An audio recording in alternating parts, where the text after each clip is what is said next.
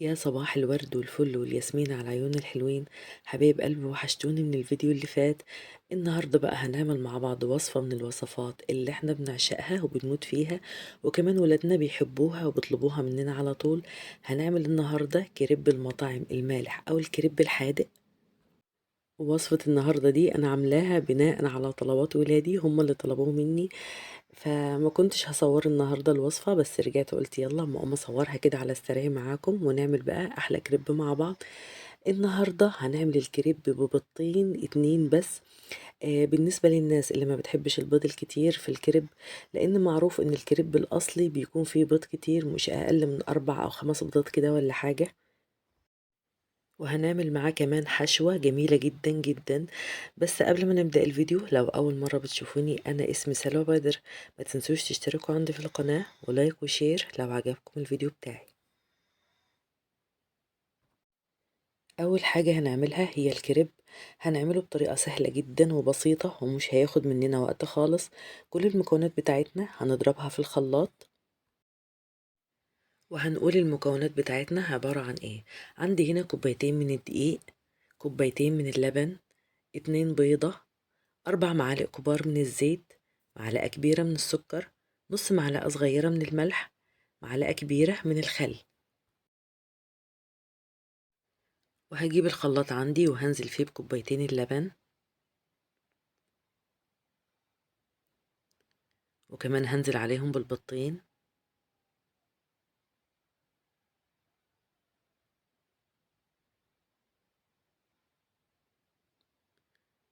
وعندي هنا كمان كوبايتين الدقيق، هنزل عليهم بكوبايتين الدقيق بالشكل ده زي ما انتم شايفين كده.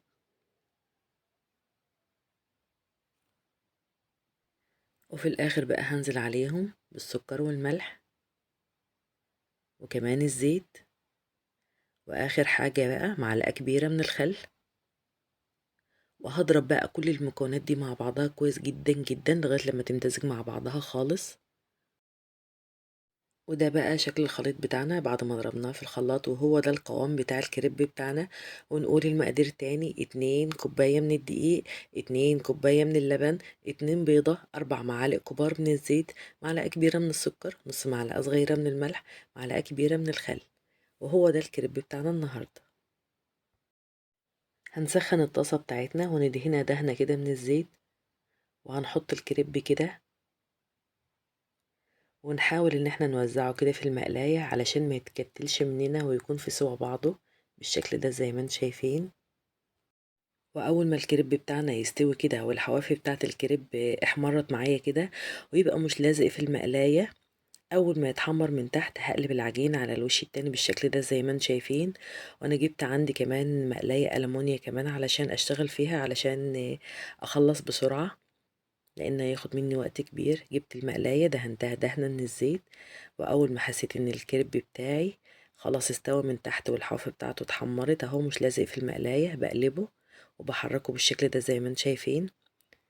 اهو اشتغلت كده في مقلايتين علشان اخلص كده بسرعة.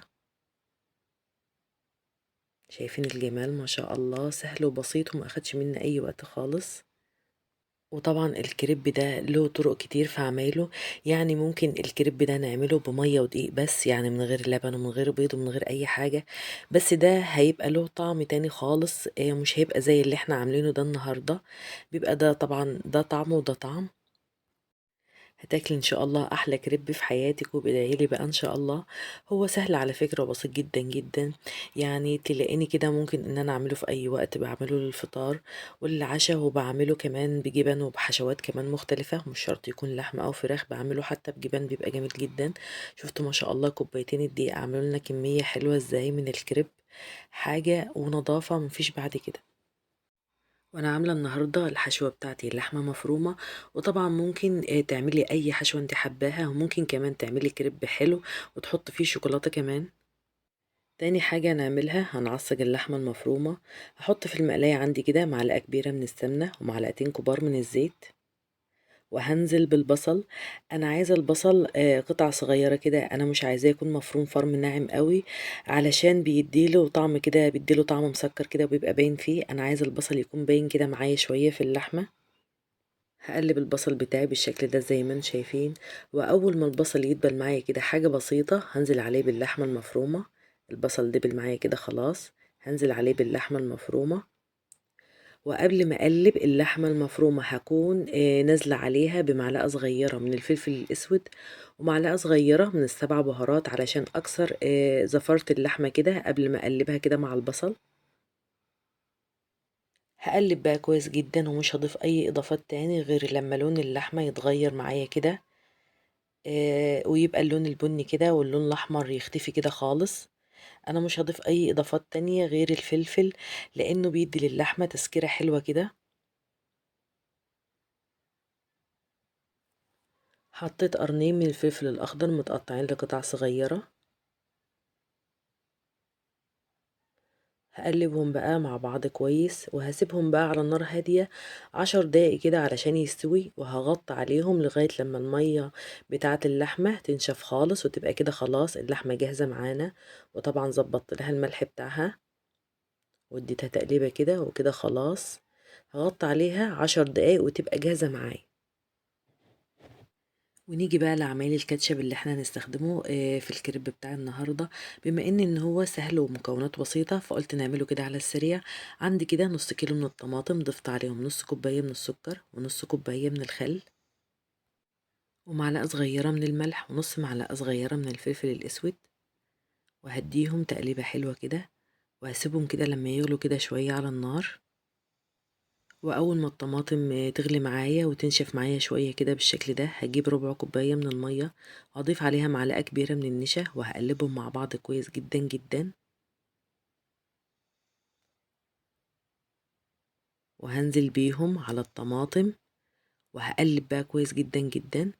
اهو نزلت بالميه والنشا على الطماطم بتاعتي وهبتدي ان انا اقلب كويس جدا جدا وكده خلاص الكاتشب بتاعنا كده بقى جاهز كده.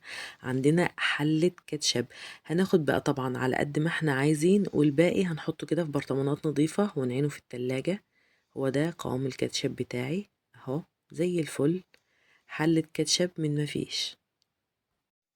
وعندي هنا البطاطس قطعتها صوابع تخينة كده، اللي انا هحشي بيها الكريب من جوه. عايزة احس كده بطعم البطاطس ما تبقاش ناشفة معايا وطعمها يروح معايا كده لما تنشف شوية.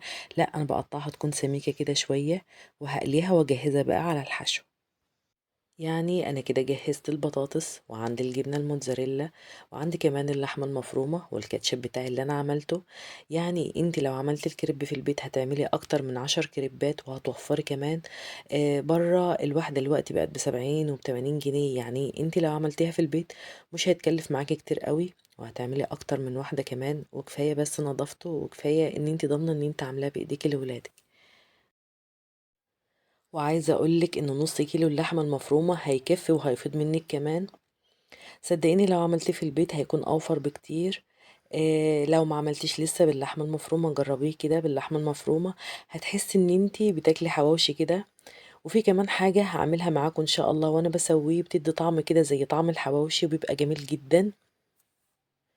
اول حاجة انا قسمت ورقة الكريب كده وهعملها بالنص وهحط اول طبقة جبنة موتزاريلا وعليها اللحمة المفرومة، وبعدين هحط عليها البطاطس